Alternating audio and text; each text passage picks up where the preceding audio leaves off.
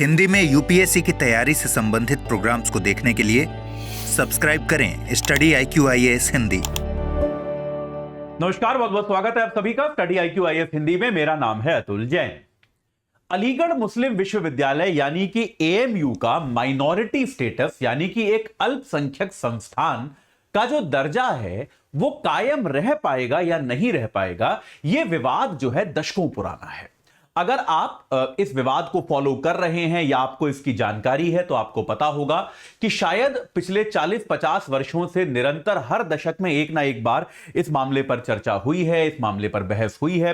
किसी ना किसी प्रकार का कोई संशोधन लाया गया है, कोई ना कोई न्यायालय का निर्णय आया है, जिसके कारण यह मुद्दा जो है लगातार पनपता रहा है।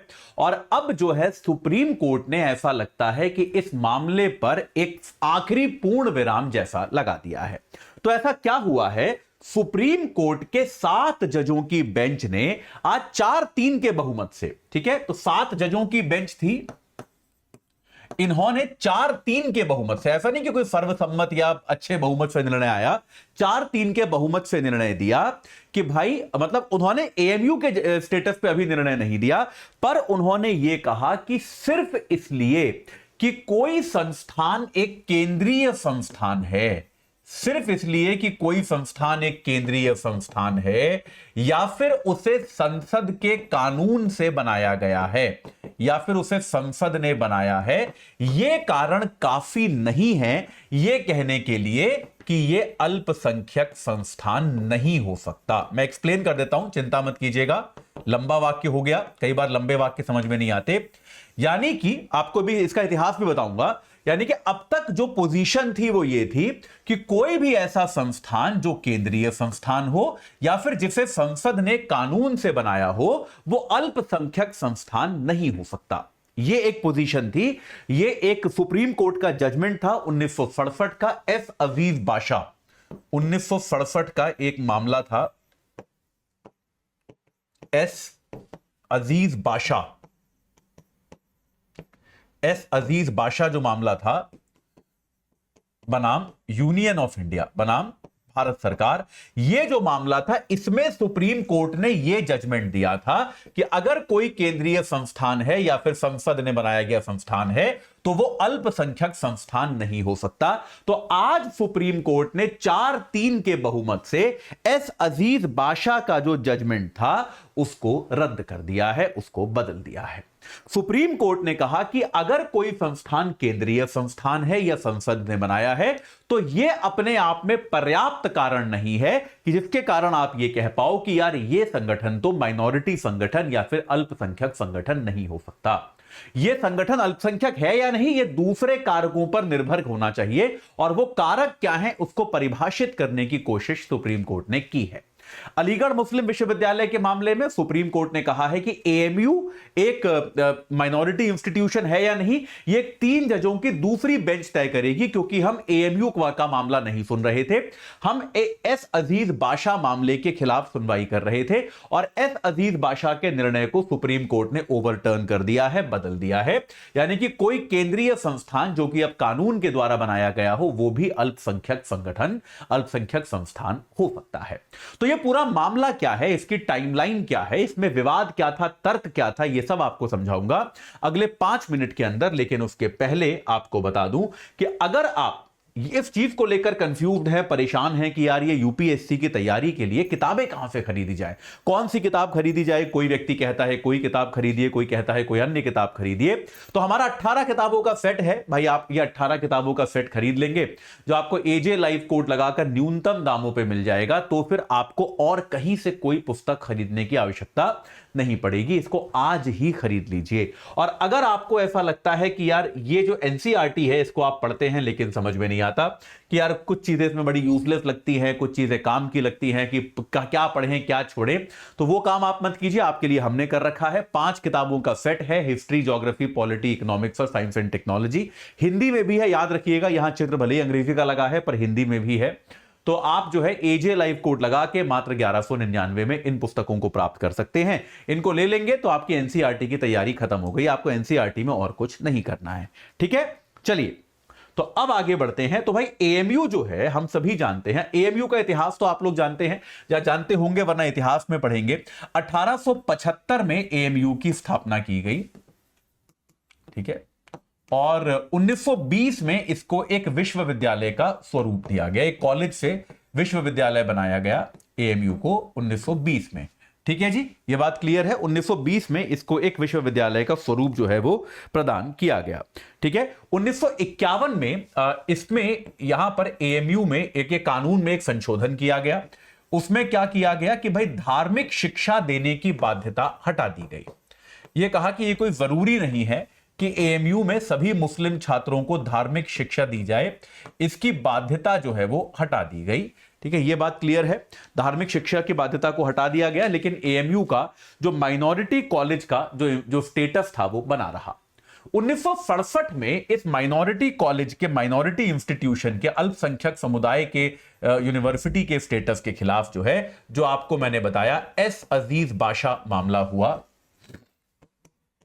और एस अजीज बाशा में सुप्रीम कोर्ट ने क्या कहा कि अगर ये एक केंद्रीय संस्थान है जिसको केंद्र सरकार से मदद मिलती है, केंद्र सरकार इसको फंड करती है, तो ये अल्पसंख्यक संगठन नहीं हो सकता, तो ये एक अल्पसंख्यक कॉलेज नहीं हो सकता।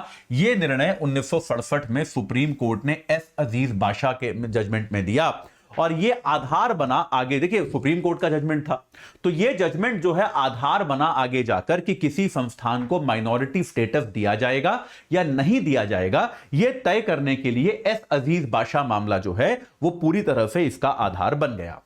एस अजीज बाशा के विरोध में एस अजीज बाशा का जो प्रभाव था उसको कम करने के लिए क्या किया गया, 1981 में क्या किया गया, एएमयू एक्ट में संशोधन किया गया। भाई सरकार जो थी, एएमयू में इसका विरोध हुआ एस अजीज बाशा जजमेंट का, तो एएमयू में क्या किया गया, 1981 में एएमयू एक्ट में संशोधन किया गया और एएमयू एक्ट में संशोधन करके उन्हें 1951 से पहले वाली दशा में ले आया गया।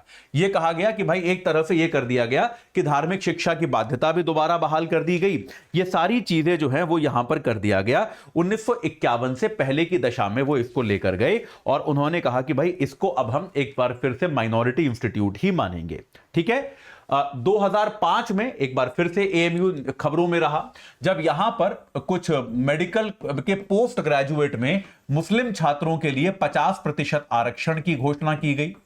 तो यह कहा गया कि भाई ये तो अगर एस अजीज बाशा जजमेंट ये कहता है कि ये माइनॉरिटी संस्थान नहीं है, तो यहां पे इस तरह का आरक्षण नहीं दिया जा सकता। और माइनॉरिटी संस्थान कहलाने वाले पूरे भाग को 2006 में इलाहाबाद हाईकोर्ट ने रद्द कर दिया।